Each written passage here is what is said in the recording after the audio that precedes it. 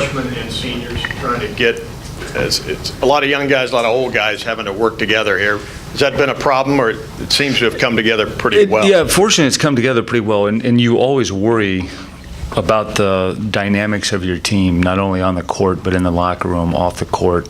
I think from day one, we've had a very good blend in terms of guys getting along. I do believe that the summer trip probably helped that.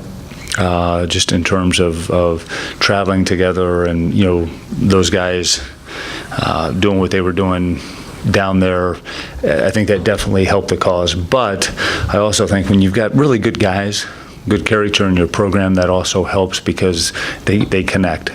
Just one follow-up. Is there are there things? There is no hazing. Let's get that straight right now. The seniors, you tell the seniors, make them earn their stripes. I mean, how does that work now? Well, I think what I always tell the young guys is you respect the heck out of the older guys, but don't ever back down from them, the day they get here. Because, your older guys, they've been new to a program. They went through it as well. And, I honestly, I've been very, very pleased with what the older guys have done in terms of bringing the younger guys along.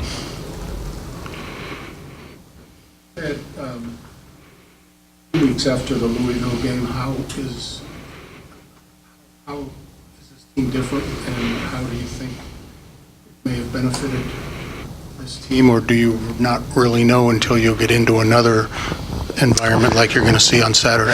Yeah, and I even think tomorrow night, just in terms of playing a neutral site game, we were supposed to play Monday's game down there, but we had the opportunity to move this one and thought it was a great opportunity to go neutral site, just in terms of what we have this week. We still talk about the Louisville game, just having an understanding of not being ready when we were supposed to be. And with that said, there was some good things that came out of that game, but that one's probably going to be brought up quite a bit throughout the course of the season.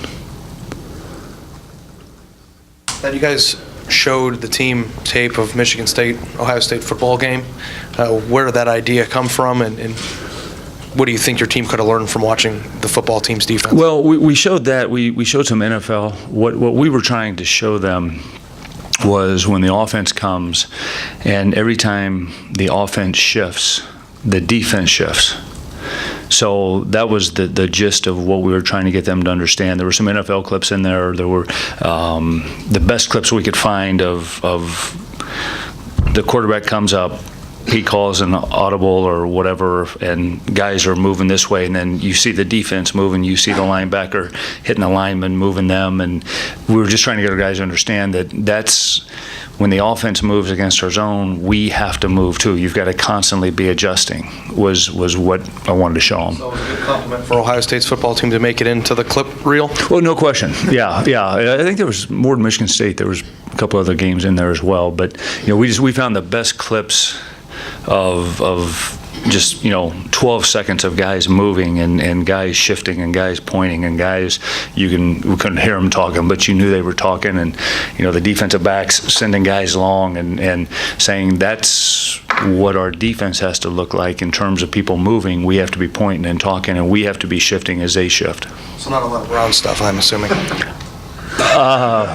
I'm not an NFL guy, and I'm not going to answer that. But do you feel like they took to that lesson? Do you think they kind of, I'm sure there's not a lot of parallels between zone defense and shifting pre-snap, but do you feel like they kind of grasped that yeah, lesson? I think, our communication got better, for the next game. Probably need to show it again, but yeah, and we just wanted them to understand that every movement causes a movement by us, and you have to tell the guy next to you what you're doing and why you're doing it. In the past couple games, we've seen Keita's minutes go up a little bit. It seems like you've been able to run some bigger lineups with him and either Jay Sean or Mark on the wings, and allowing you to have D'Angelo and Sam at the top of the zone. What does that kind of length at the guard positions really do for that zone and help to disrupt things? It's funny because I looked out there the other day and I said, wow, that's a pretty big zone right there. I think it obviously takes up space. It allows us to challenge things probably a little bit better. Conversely with, Cam plays extremely hard and Shannon, is a great defender. So, it's something we can definitely look at. But, Sam up there, and Sam has a really good feel from the football video we showed of what he's supposed to be doing out there and telling others. But, I think you'll see that at times, honestly, because I think Kate is playing really, really good basketball. He continues to practice well, and that's great to see. Just how important is these next couple weeks when finals are over and you get unfettered access with these guys? And what are you hoping to accomplish before you get into the big? Yeah, it's funny because I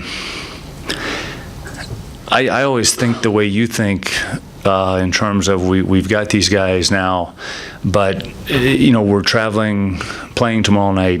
They finish finals tomorrow. We're traveling. We come home, play. They go home for a couple days. We get back. We got a real quick turnaround. Then you're kind of into Big Ten play. Then you start school again. So there's never that week of, hey, we're going to go twice. We're going to, all these things. It never seems to work the way we'd like for it to work in terms of just that unlimited time factor of hey, we can work offense in the morning, we can come back, work defense in the afternoon. It just seems like it happens so quick, and it's not as much time as it appears. Hey, Thad, I was wondering if you could just expound about Anthony Lee's season thus far. I know he missed the last game for family reasons, but just what you've seen from him so far, and do you expect to see like massive kind of growth from him as conference play as we get into that here? Yeah, I think and I've been on the big guys. Amir I thought played very well Saturday, but we've got to have production from that spot. And, I think in terms of Anthony, he has to realize his grace period's over. It's time to go. He shows some very, very good signs in practice. We just need that consistency. We need that energy. He's a guy that when we want to go big, we can play big. He has to be in the mix to do that. Obviously the rebounding, the finishing around the basket, those types of things are going to be very important for his welfare and adding to our team. I wonder if you could tell me about, not asking you to look ahead, but just the game, the North Carolina game, and the fact that where it's being played. What to you, I know a lot of fans you could just set the number. There's no limit to how many of those types of games they would want to see. But what, to you as a coach, do you tell your guys, what do you get out of this type of game, playing it, the good things about it? Well, yeah, I don't ever like to talk ahead, but I think from Saturday's game, you're looking at a 3-year deal. And in terms of, you've got 4 of the highest powered college basketball teams going to be in the same arena playing. Obviously UCLA drew the short straw this year. I'm kidding. But I think from that perspective, from Carolina, Kentucky, UCLA, Ohio State, this year it's Chicago, next year it's in Brooklyn, the following year I think it's in Las Vegas. Those are just, it's a great thing. I mean, that'll be the kind of the pinnacle of college basketball on that given day in terms of, a fan sitting down and watching 2 hopefully really, really good games. I don't want to make you look forward again, but obviously it's a pretty big day for Shannon. I don't know if we're going to get to talk to him about it between now and then, but okay. Just from your perspective, obviously he's from that area and who his dad is. What do you think that game means to him, and not only just emotionally, but in the last big game you guys played against Louisville, he struggled a little bit. I mean, how big of a day do you think that's just going to be for him in general? I just hope he plays well. Quite honestly, I think that. It's funny because I can't remember why it was referenced. It was an out-of-bounds play. We were playing North Carolina. I was in an administrative role at Butler, and we spent all this time going to how we're going to guard this play, and they throw it in, they tap it back to the guy, and he dunks it. And I was telling Shannon about it a month ago. And he says, Coach, I wasn't even born then. And I said, okay, I'm old. You're young, and so I don't know what it means for him. I know this. He's been incredible here at Ohio State for us, and I know what color he bleeds.